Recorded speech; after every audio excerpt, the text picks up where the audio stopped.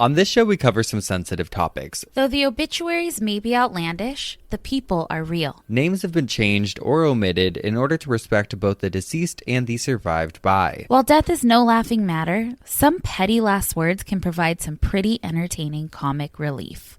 Welcome to Obituary.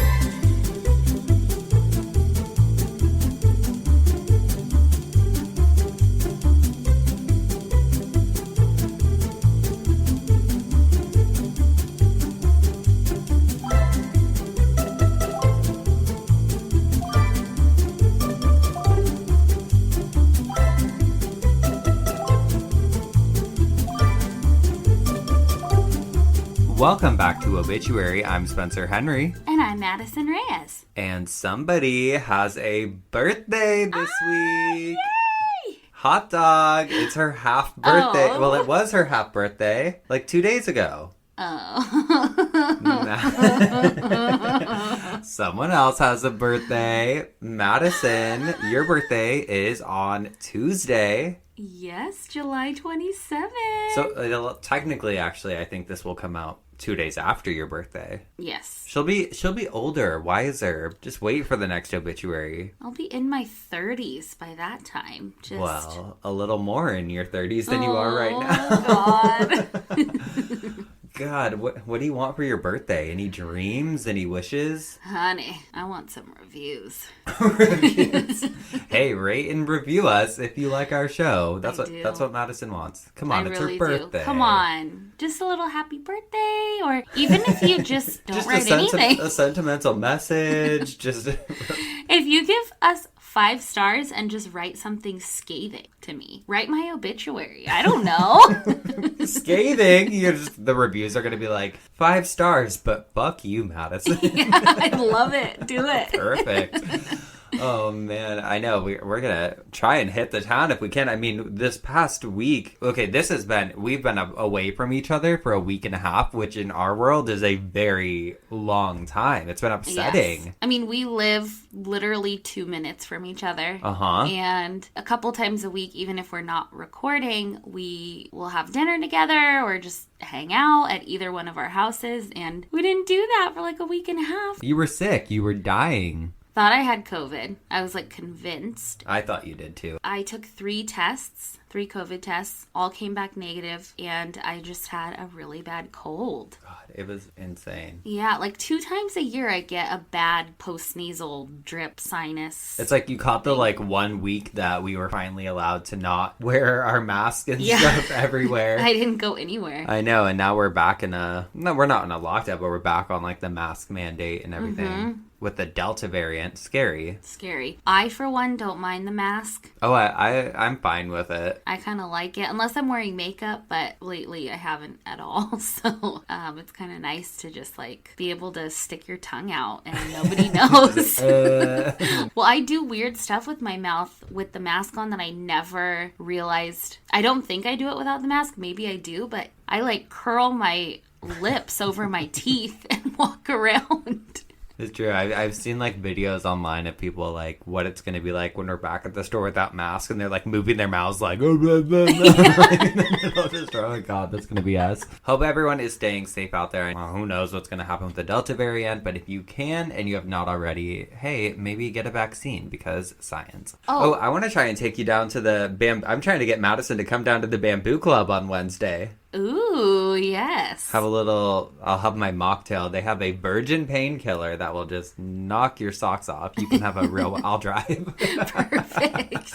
Well, we've been going a lot because we've been taking Hot Dog there because they have live music a lot. Oh, she loves live music? Oh, Hot Dog loves live music. Yeah, she's the girl that's woo, woo, woo, put me on your shoulders. She always has her little lighter she takes out and just waves it. Oh. How cute. She's a rocker. Oh, I love that. A little rocker chick. Do you remember when we went there? It was pre-pandemic when we went to the Bamboo Club. Yeah, because it was so random. Madison and I are not big, goer-outers. People. It's usually, the two of us. Everyone's, her husband and whatever is I'm going out tonight. And yeah. We're oh, okay, cool. We'll be here. Yeah, totally.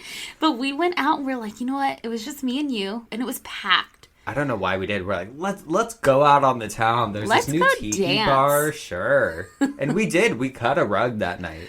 We danced so hard, and you were obviously sober, but I was probably hammered and thinking I could really dance. Well, those tiki drinks they'll do it to you. That rum sneaks up on Uh-huh. It'll you. Do something. It'll get you, and all of a sudden you're on a dance floor. Oh my God, and those people came up to us. Yes, that's what I was going to say, is those people came up to us and were like, can we take your picture? And I was just like, no! Yeah, you looked at them and you were like, no. And they were like, oh, okay. I did not mean to be rude, but I was like, don't take my picture. Well, because they were like, oh, you guys look so cute dancing. Can we take your picture? And so I just kind of like started turning towards them like, yeah, I mean, like, I don't care. And you're like, no?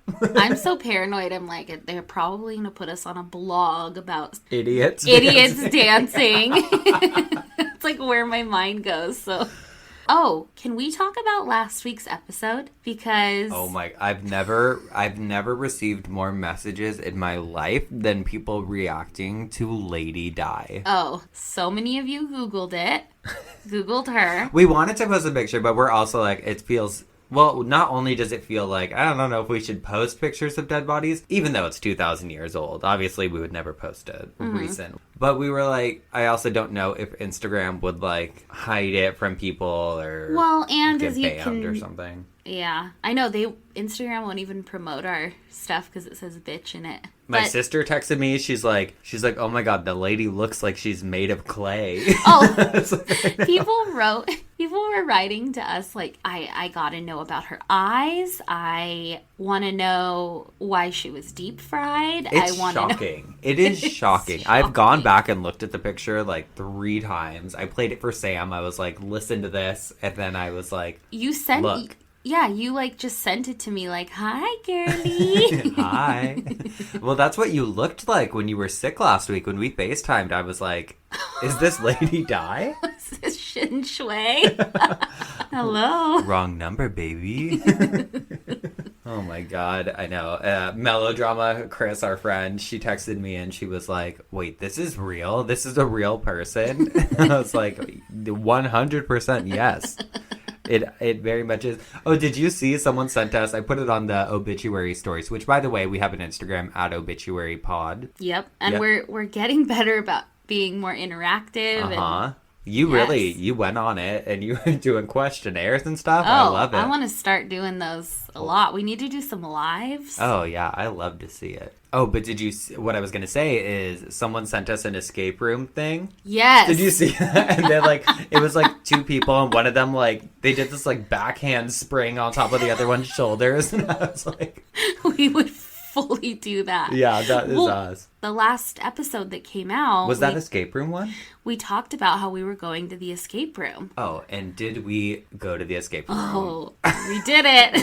It was like, we're right back in it. We were just as competitive, if not more competitive than before. Oh, we need a hint. We need a hint. Why didn't you tell us? And they gave us, like, I'm pretty sure, like, an extra 20 minutes or something. We walked out and they were like, congratulations, you solved it. And we were like, I asked the person straight up working there, I was like, did you give us more time? And they were like, yeah, but it's okay. They were so nice and we were Don't monsters. worry, we tipped them. Yeah. But that was a sight to see. Dracula, man. We'll hit another one soon, maybe for your birthdays. But speaking of, it's your birthday week. Do you have who do you want to go first this week? How about you go first? I went first last week, so you go first. We'll keep our thing going. Yeah. All right. I'm not a diva. Well, I think in the first episode, we were like, what's got you turning in your grave or spinning in your coffin or whatever this week? So for my topics, when I write out my notes for what I want to talk about for the week, I started writing, here's my obituary, here's my dumb criminal, and here's my coffin spinner. That's cool. So I feel like we should just call them coffin spinners. Perfect. My coffin spinner this week is a little something called anthropodermic bibliopegy. Oh, yes. Familiar? I was just talking about that. Oh, yes. I believe anthropodermic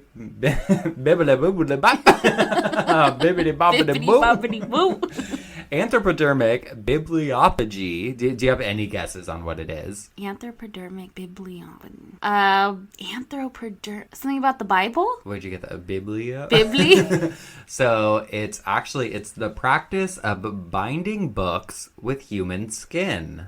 Ooh, like the Necronomicon. Uh-huh. Oh, baby. Though the practice dates way back. This is a very old practice. I want to share a story from 1869 about a woman named Mary Lynch. Okay. I believe she was in her late 20s when this all happened, though I did see one article mention that she was 23. She was a patient at Philadelphia's General Hospital, sometimes referred to as Old Blockley, due to a tumultuous bout of tuberculosis she was fighting. Okay. She eventually succumbed to the illness after a struggle. I believe she was somewhere around 60 pounds at the time of her death, which is shocking, but not as shocking as what happened after she died. So it's January 1869. Dr. John Stockton Huff is standing over Mary's corpse to perform the autopsy, which, by the way, this is when they discovered that in addition to tuberculosis, she also had trichinosis, the first case in Philadelphia. Do you know what trichinosis is? Is that the whole thing? It's, oh, no.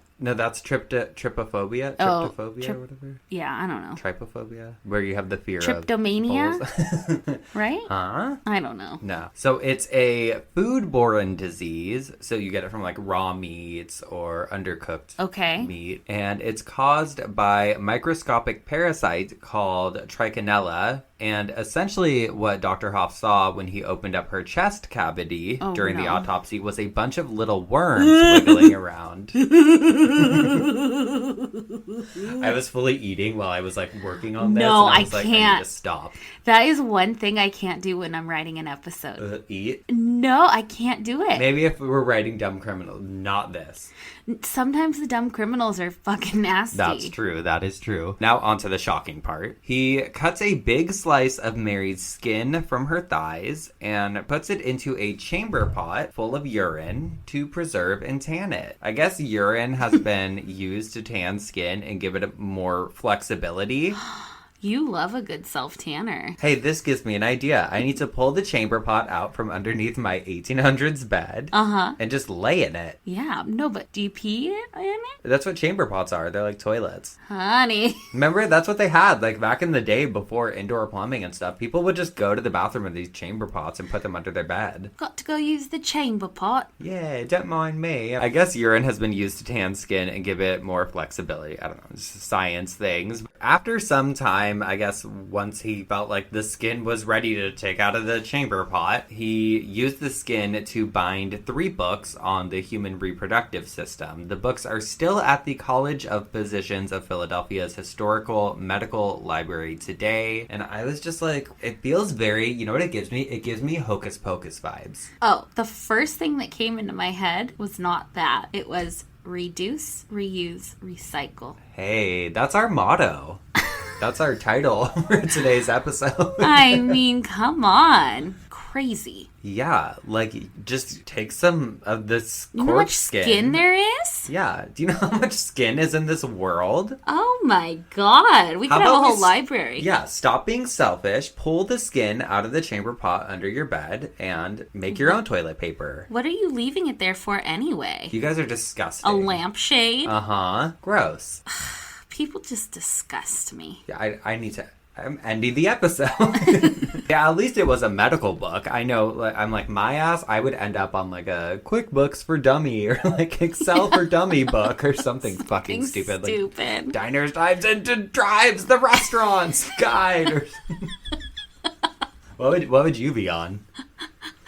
You'd probably be on like a Real Housewives. I was going to say that, or like one of the Kardashian books. Like, yeah, you're a big like celebrity memoir huge person. Love a celebrity. Mm-hmm. She sure does. I have no shame in that. Another well-known example of anthropodermic bibliopegy is in the private library at the Boston Athenaeum. The cover has a sentence written in Latin on it, and it says, "His liber Waltonus cute compactus est," which... What? It means this book is bound in the skin of Walton. Aww. The book is a memoir of James Allen, whose alias was George Walton. He was a petty thief who pretty much wreaked havoc from a young age. He was incarcerated for the first time at the age of 15 and pretty much lived a life of crime afterwards. He was known as the highway robber. And while on his deathbed, he requested that his memoir be bound in his own skin and sent to one of his victims.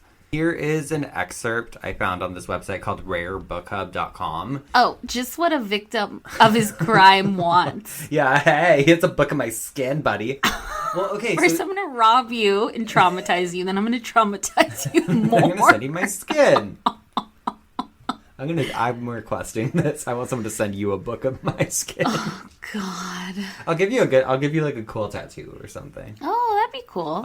In 1825, Allen was back to prison. So this is just kind of talking about when he was in and out of jail. Quote, I suffer nothing, if possible, to trouble my mind. In 1831, he was sentenced to 2 years of hard labor in the state's prison, where he, quote, enjoyed the opportunity of reading many books, principally of moral and religious character. Yet he made it clear in his memoirs that he did not intend to lead an honest life. On the day of his discharge from prison, he purchased a pair of pistols. Shortly afterwards, while operating near the Salem Turnpike, he pointed them at one John Fenno, whom he intended to rob. Yet Mr. Fenno fought back, forcing his aggressor to shoot him. Quote, not intending, however, to kill him. Though it looks like an obvious case of self-defense, doesn't it? The victim suffered but a minor injury, yet his act of bravery impressed Allen so much so that he asked to have a copy of his memoir bound in skin from his own back and presented to Fenno. How lovely. In fact, according to the catalog of the BA, Fenno went to see Allen in jail before he passed away. Soon after, possibly at Fenno's urging, Allen began to narrate his story. Their sources, a series of letters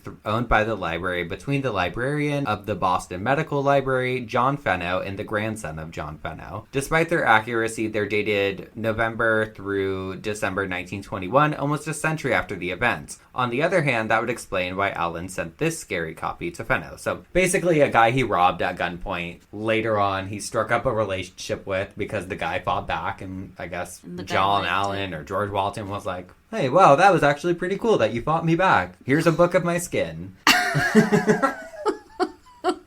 I hope it didn't look like Lady Dies. Oh, no. Wow. Yeah. Incredible. So, I mean, there's tons of history of anthropodermic bibliopegy. It's fun to say. It's fun. It's a great conversation starter. Hey, if any of you have a date coming up, talk about that. Are you familiar with anthropodermic bibliopegy? This menu doesn't seem like it is made out of human skin. You kind of sounded like Erica Jane there. Which, by the way, I've been watching Real Housewives for the first time in my life. And it's all because of the whole Erica Jane legal situation that's happening. Sorry to sidetrack you. I know a lot of you probably don't watch Real Housewives, but the ones that do, you're probably in this with us. This is interesting. It is very interesting. At first, I was very much like, she knew. She absolutely fucking knew. And then... This is in regards to... So Erica's husband, those of you who don't know, he's a very high power lawyer. Tom Girardi. They just divorced. He was having an affair with someone I know. I told you, I think. I know. I can't say. But, well, I don't know them personally. It's my really good friend's relative. Yes. I'm like, how can I most inconspicuously say this? But there was all this, like, legal stuff. Like, Erica Jane's husband this lawyer had been apparently taking money that was supposed to go to victims and orphans and stuff. All this horrible stuff. And he was, like, hiding the money. And quickly, the affair is allegedly. You don't know that. I do know. No. We'll say alleged. Allegedly. Allegedly, I do know. No, allegedly. Allegedly. Allegedly, you think you know. I allegedly heard from a bird. Erica Jane posted the text messages. Yeah, well, okay. I think she's kind of innocent now, though. I think I've fallen into that camp of, like, I don't think she maybe knew everything was going on. Because I do know a lot of people that their husbands just handle the finances and they don't ask questions. And it does make sense. But what I was dying over was Sutton telling that Crystal girl, like... What do you think I'm jealous of? Your ugly leather pants? I was was like, damn. If Which we I would were feel on- bad for it, but Crystal, I think, is very dramatic. Yeah, she's rude. I mean, they're all dramatic. Yeah. But, you know, I fucking love Lisa Rinna. Oh, I'm on the fence, but Kyle is like one of my favorites. Kyle Richards.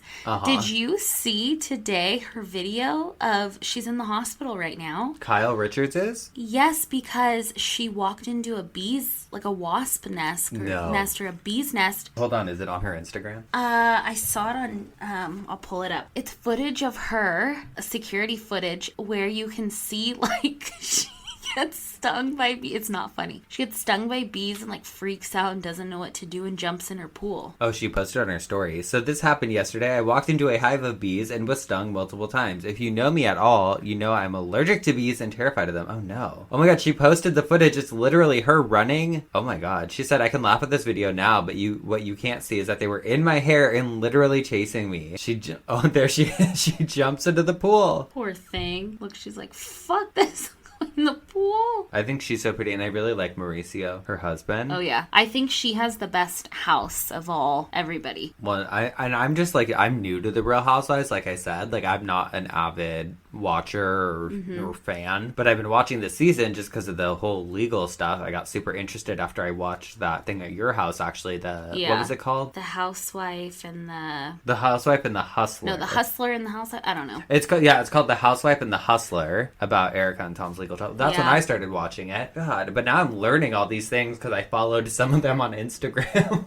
And Dorit posted something, and then people were commenting like, oh, so you're flying private, but you owe $1.3 million in tax. I'm like, oh. She had legal issues like a couple seasons ago, but they were before she even met PK. I don't know. You know everything about it. I've watched everything Bravo from the beginning. Were you with me when we saw Erica Jane at Gracias? No. She's pretty. No, but remember we were at Craig's and saw Courtney Love?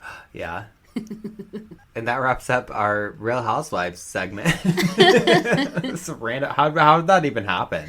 Hey, you know what? Kyle was in the Halloween movies, the Halloween series. Oh, she's going to be in the next one. That's also part of what made me want to watch this season. I'm like, I want to know her She better. was the little girl in the original, so hey, it all comes full circle. All comes full circle. It all comes full circle on this show. I'm really excited for that movie, the new Halloween. I've loved every Halloween movie, even the ones that people are like, no, not that one. I love all of them. They're so scary to me because it's not anything like crazy. It's just a guy. It's not supernatural. See, that's what I love. That's why I love like slasher movies so much, is because like Scream, same thing. It's a person. And they're not necessarily, Scream isn't necessarily super scary or like, but Halloween, I hate that he's silent. Oh, he never talks. I'm so excited for Halloween. It's going to be so good. I'm just excited. I want to start decorating in August or September. Next month. So, I mean, I talked about, I'm going to give you one chance to say it. What did I talk about? What was my topic? Audioboopadee biblioteca. Sure. Oh, bitch. Knock the audioboopadee. Anthropodermic bibliopegy. Oh, okay. Come on, it rolls off the tongue. Well, I have something kind of similar-ish. Okay. No. Maybe I do. Hey, maybe how am I don't. Segue this? I'm not showing you my hand. So, Spencer, last week you mom shamed me. For being a creepy dog mom? Yes, I kept all of her baby teeth that I could find. I kept all of her hair from her first haircut. So I started thinking about it, and I'm like, you know what? I'm going to get Spencer back. I'm going to prove to him that it's not weird. Okay? It led me down a path to try to justify my love. I looked into people keeping hair of their deceased loved ones. Okay. And then it went down a rabbit hole. So I want to present to you the morning hair wreath. The morning hair wreath. Not morning like AM. No, like for sure. Like morning. Like, oh no. Here's a picture of one. Come over here really quick. See, if you guys notice, every episode I'm the one that has to stand up and walk across the room. Well, show me something then. Hey, baby, look at this! This is a hair wreath. They're pretty. Yeah, that's all human hair. You know what it looks like? It looks like those things when they're showing hair dye at the store. It comes on those little hair rings. Yeah. It looks like a bunch of those, but in a circle. Oh, that's a very good example, yes, or analogy or something. So actually, you have seen one of these in person before, Spencer, because when we visited the Los Cerritos Ranch in Long Beach a while ago, they had one. They did? Yes. This is one of our, secret. I don't care. Let's just tell. That's one of the places that we went to, and we pretended like we were getting married. Yes. And toured the venue. And the venue is so cool. It's just, I love it there. I was on their website actually because looking for morning hair wreaths led me there. Uh-huh. They have a really great little blurb on their website about hair wreaths. On the Los Cerritos? Yes. Wow. And it explains it really well. So I'm going to read that little blurb from the website. Uh-huh. A hair wreath represents the Victorian era practice of utilizing hair in jewelry and decor. Originally, the trend followed Queen Victoria's action of wearing her husband Prince Albert's hair in a locket around her neck after his death in 1861. Sweet. People in Victorian times kept and displayed the hair of a loved one as a symbol of mourning and sentiment. However, as the trend evolved, people would not only utilize the hair of the deceased, but also their living loved ones to display an emotional connection to one another. Oh, I want to wear your hair. Hello, that's why I keep Doris's hair. Nope, still weird. Hair from one deceased family or family members were kept for mourning purposes, while hair from multiple family members were more likely to represent a sentimental family tree. If you look at some hair wreaths, some of them have one color, which would mean one hair donor. Some of them would have multiple. That one had a lot. Yeah, some of them had multiple different hair colors that represent a few different donors. Do you have to shampoo them?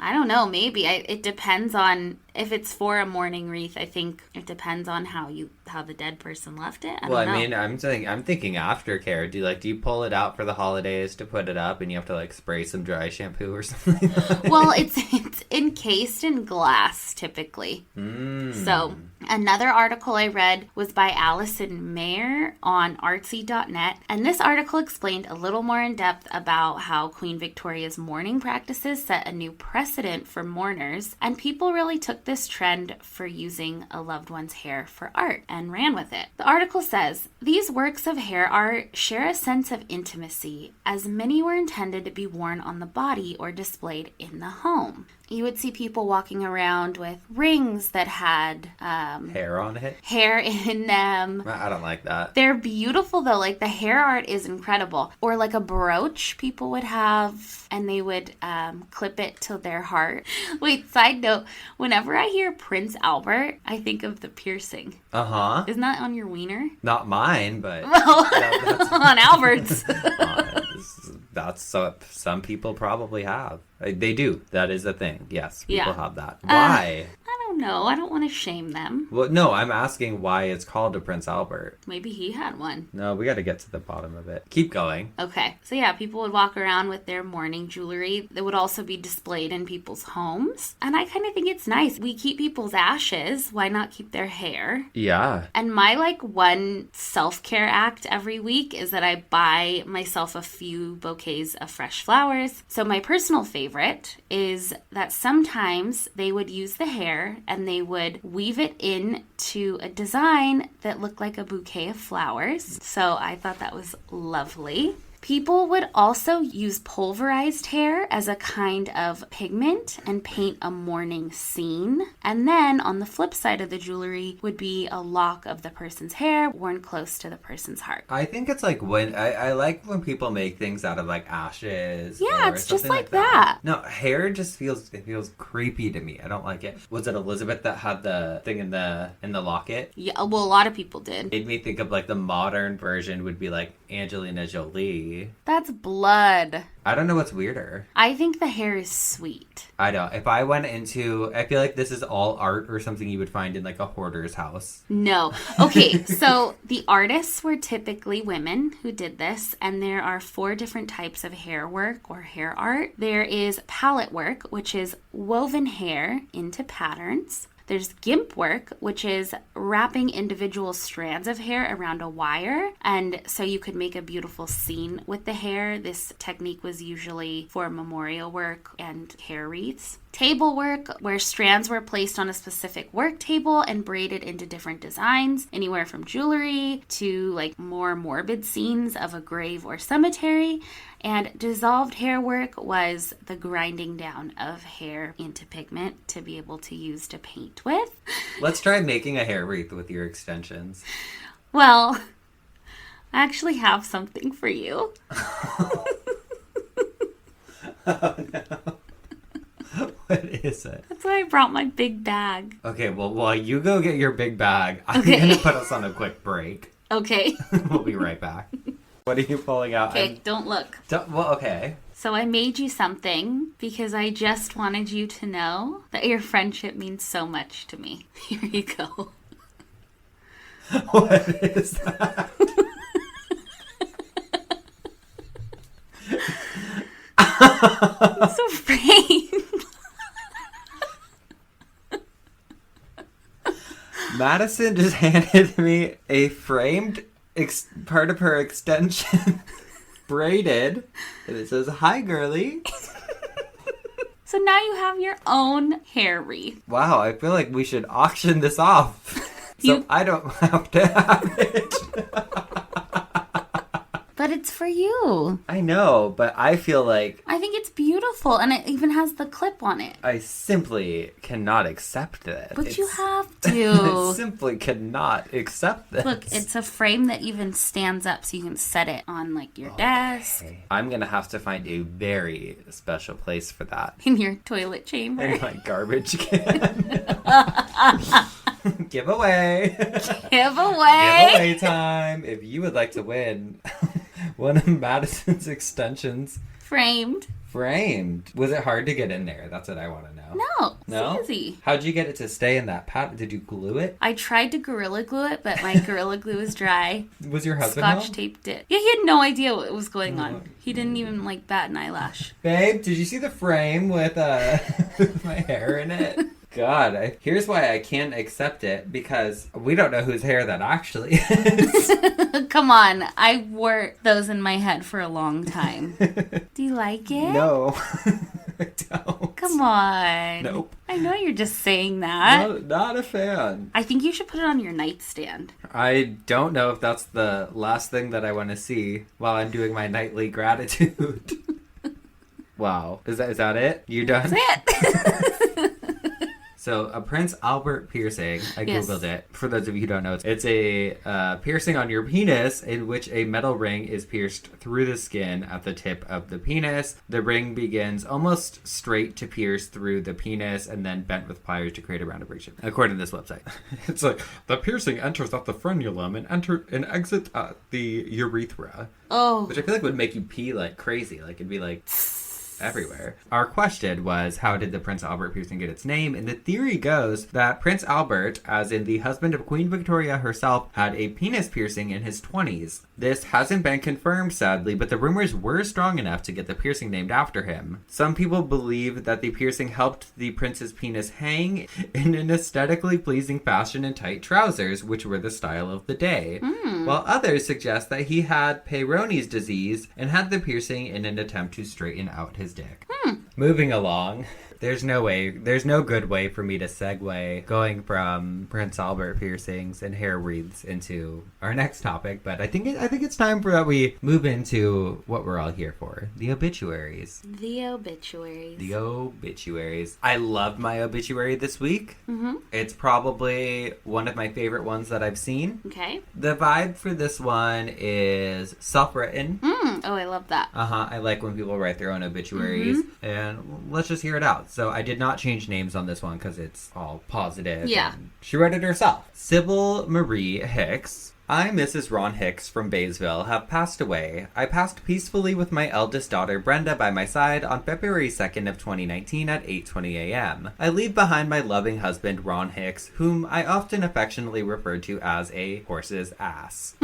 I also left behind my children, whom I tolerated over the years, Bob, my oldest son, also my favorite, Brian, who was the Oreo cookie favorite, Brenda, aka Hazel, who would run to clean the bathrooms when she heard company was coming, Barbara, the ever Miss Perfect, and finally baby Bruce, who wouldn't eat homemade turkey soup because he didn't want to be alert looking for bones while he ate. I will miss seeing my sweetest grandchildren, she names them all, grow up to be the incredible people they are meant to be. I graduated from Waterdown High School with honors while wearing my shiny bright saddle shoes. Aww. I later graduated from Hamilton General Hospital School nursing class of 1957B, the best class ever. In 1972, Ron and I loaded the car with the 5 Bs and headed north to run a school bus company for over 20 years in Baysville, Ontario. I was an active horticulturist, a member of the Eastern Star, and a member of the Lions Club in Baysville. I finally have the smoking hot body I have always wanted, having been cremated. Ooh.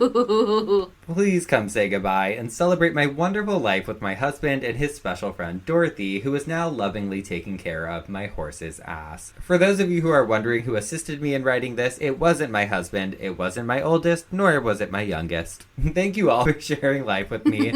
I'm off to swim to the buoy and back. Love, Sybil. Aww. It was just such a sweet one. What a sweetie. I really liked it. I like her. I think I really am thinking of going the route of doing like a self-written obituary. Oh, yeah. I got a lot to say. You should write it soon. I mean, you never know. Your days are numbered. You should, I mean, you're getting up there. You are much older than I am. Like 6 months, you dumb like bitch. a year and 12 No. months plus another 24 months. All right. My obituary is... The vibe is a good one also. If you are here from Patreon, I have talked about this book before, and it is called Mr. Ed Dead and Other Obituaries of the Most Famous People Who Never Lived. Oh, you got me the copy of this book. I love this book. You guys, it's fictional characters' obituaries. Yes. And it's so good. It has prompted us to have a lot of talks. Like if Betty Crocker's up top, top or or bottom. I think we decided she's verse. So I wanted to do one because I know you love the show Friends. So there is one in here for Joey Tribbiani. How you doing? Well, not well. Oh yeah, I guess not. Joey Tribbiani, 47, game show host and actor. Joey Tribbiani was shot and killed today inside the home of his former roommate Chandler Bing. God. Mr. Bing is being held by the Livingston police pending charges of murder. Police report that Mr. Bing flew into a jealous rage upon returning home from a business trip and finding Mr. Tribbiani in his home visiting Mrs. Monica Geller Bing. Joey and Monica? I don't know. Oh my God. Mr. Tribbiani was declared dead at the scene. Mr. Tribbiani's career started with a role as Dr. Drake Ramore in Days of Our Lives, where he appeared on and off for over 10 years. In a highly controversial move, Tribbiani was selected to replace Alec Trebek as the host of Jeopardy upon Mr. Trebek's retirement. Intended to appeal to a younger audience, the experiment lasted only one show when Mr. Tribbiani clashed with the show's judges. Outraged over what he felt was an unfair ruling, Tribbiani sided with a contestant arguing that a pound of feathers could not possibly weigh as much as a pound of lead. He was replaced by Jessica Simpson. Mr. Tribbiani's big break came when he became the host of what would become America's #1 reality show, Tattoo This. Tribbiani was both the host and creator of the show, in which contestants compete for the right to select the type and location of a tattoo to be placed on the loser. Isn't there a show like that now? There was that show like Nico Tortorella and Snooki or something. Yeah. It was the first show to top American Idol in over a decade. Tribbiani said that the idea came to him when he was forced to get a tattoo after losing a bet internet concerning who was buried in Lennon's tomb. Hint, it isn't one of the Beatles. Neighbors of the Bings report that Mr. Bing was an advertising executive and traveled often on business. Mr. Tribbiani was a frequent visitor during those times. Oh. But according to police, Mrs. Bing claims there was no inappropriate relationship between her and Mr. Tribbiani and that they were just friends. God. I loved that. I'm really happy you read it. I know some people don't like Friends. People are like, oh, liking Friends is not a personality. Yeah, well, neither's being a bitch, okay? Okay. I like Friends because you want to know why? I used to travel so much for work. Like, I was constantly in a different place and always in hotels, and that was the one show that was always on. Of course I watched it when I was younger, but it was like no matter what hotel I was at, no matter where, Friends was like a good constant for me to fall asleep to. It's just like a familiar favorite. It's a good like feel good background. Well, that would be a very sad ending if that was the case for Joey Tribbiani. However, as you know, because I used your login for it, I recently watched the Friends reunion. And I think he's doing fine. Oh, good. Okay. But as far as fictionalized deaths go, yeah, quite a twist. Him ending up with Monica. Any fellow Friends fans would be aghast. Remember he had a thing with Rachel for a little? Joey had a thing with everyone. Yeah. And that's the truth of it. Rest in peace, Tribbiani. I'm really upset by Joey Tribbiani's tragic death, so we're going to take a quick break while I process that, and then we'll be right back. And we're back, and it's our final time saying this as two 30-year-olds. It's time for some dumb ass criminals. All right, my dumb criminal this week comes from West Palm Beach, Florida. Oh, we love Florida. Can we start a Florida counter? I remember Olivia called me. I think like after only hearing 2 episodes, she's like, "I'm gonna start a Florida account." Yeah, I think I was on the. I think she texted us. Oh yeah, she texted both of us. So it's October 2015, just before 1:30 a.m., and we are at a Wendy's drive-thru in Palm Beach County. Nothing good's happening at 1:30 a.m. in a Wendy's drive-thru. Didn't Chili finger? What? What? Remember the lady found like a finger in her chili? But oh no, I was gonna say there's that quote that's like, nothing good is open after midnight except a pair of legs. Oh, certainly nothing good is happening here. Now listen, if you're working at a drive-thru that late at night, you're bound to see some weird shit, but this is just on another level.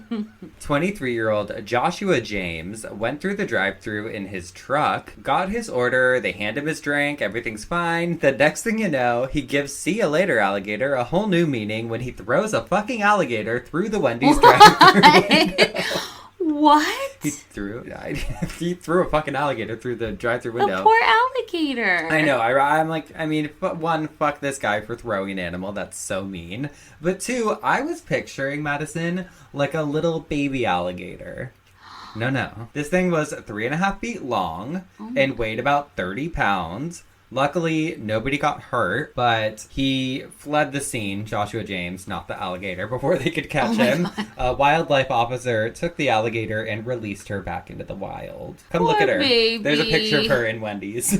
Are you serious? Yeah. Yeah, no, you have to come look. Hey, you jinxed it. I'm sweating. You said, show me something. Look at her. Oh, baby. She's smiling. Yeah. Can I have some chicken nuggets? Oh, Wendy's has bomb. What do they have? What are they known for? They have really good French fries. They're known for their square burgers. Oh, well, she liked it. Oh, She said, I hope they gave her a little treat before she had to go back to the wilderness. That's a traumatic night. So, police were able to track down James thanks to the video surveillance from a nearby business. When he was arrested that December, he told officers that it was just a joke and he had picked up the alligator from the side of the road earlier that evening, which I have questions about. What a stupid fucker. I don't know. Yeah, you fucking idiot. His mom, Linda, which I'm surprised she told the press her name, told the press that it was a stupid prank and he does stuff like this because he thinks it's funny. And basically she was just kind of like, oh, come on, he meant no harm. It's like, you threw a fucking alligator through a window. And I'm not even thinking about the people here. I'm like, this thinking alligator. about the alligator. I don't like this. No. Listen, if you harm an animal, I hate snakes. I do not like them, but I would never harm one. You deserve to go to hell. You deserve to get fucked and not in the good way. Yeah, so I believe he did end up serving some time for it, which I'm like, good. You fuck. And I'm happy, and luckily they do have a hard exterior, so I'm sure she went through the window and she was just like, more. I don't even think she was hurt. I think she was more like, what am I doing at a Wendy's at 1:30 in the morning? God. Oh. Moving on. What's your dumb criminal? All right. I have 2 dumb criminals, and they both are bank robbers. Ooh. You know what I was thinking about, Spencer? Huh. You don't see a lot of bank robberies anymore. Simply not enough of them anymore. God. We don't condone bank robberies. No, we don't. I think with the technology, at least in the traditional sense, you don't see them. You don't even see them, like, really portrayed in movies anymore. No, not a lot of, like, stick 'em up. Yeah. After hearing these idiots' stories that I tell you about, you're going to be glad that they don't happen anymore. A man in 2012 in London walked into the Halifax bank and walked up to a teller. He waved a gun at the teller and a bag and then demanded money. He looked like he knew exactly what he was doing and was ready to run off with £700,000, which is equivalent to about $900,000 here in the States. I assume that it was like a scene from a movie where he goes up with his guns, stick him up. Put the money in the bag. Put the money in the bag. He intended to do that, but in the heat of the moment, instead of handing over the bag for the teller to put cash into, he accidentally handed over his gun. Fucking idiot. Here, fill this. What a dumbass. Dumbass. So now he's just unarmed, standing there like a fool. With the bag, yeah, and trick or treat. Once the teller and the burglar realized the power shift that was happening, the real comedy started. The burglar started demanding his gun back. He was like, hey, give that back. I'm trying to rob you. The teller had the wherewithal in that situation. I would have ran. You probably would have been like, here you go, yeah. Sorry. Here you go. The teller picked up the gun and pointed it right at his face and was like, I'm not fucking giving you this gun back. Oh, yeah. Yeah. Oh, I love it. And in the meantime, all of the protocol for a bank robber went on. Loud alarm, police were called, all of that. The burglar got away because he ran out and stole an employee's bike and rode off there. As of 2012, he has not been caught, and I couldn't find anything else on him. Mm-hmm. Wow. Another bank robbery, or would-be robbery, happened in Fairfield, Connecticut, when 27-year-old Albert Bailey and his accomplice, who is unnamed because he was underage, decided to rob a bank. Underage? He was underage. Brave. Mm-hmm. They are probably the most organized dumb criminals I have read about because they did not want to waste any time. They devised a plan. Call into the bank ahead of time and let them know that they are coming in and to have everything ready to go. Seamless. They gave a courtesy call. They said, hi, we're going to come rob you. Exactly. Albert Bailey called in and spoke to a bank employee. He told them that he and an accomplice would be robbing them and demanded $100,000 over the phone.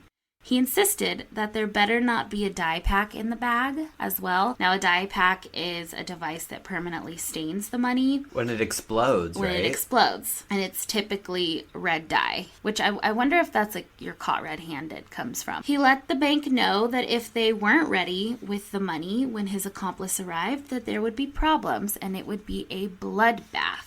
Scary. I know. So the employee obliged and got off the phone, but he got off the phone to quickly call 911. The police were on it and the bank was on high alert. At the same time, in walks the underage accomplice. They hand him a bag that only had $900 in it, and he tried to escape, but by that time, police were already there. The accomplice ran to a car that had Albert in it, and the two were arrested. CNN reported about this, and they interviewed Deputy Lieutenant Michael Gagner of the Fairfield, Connecticut Police Department. He said, I've heard of drive-up robberies where they rob the bank via drive-up windows, but I've never had somebody call ahead and say, get the money, we're coming. And he also said, we were all kind of cracking up with the call ahead aspect of it. Definitely unusual technique.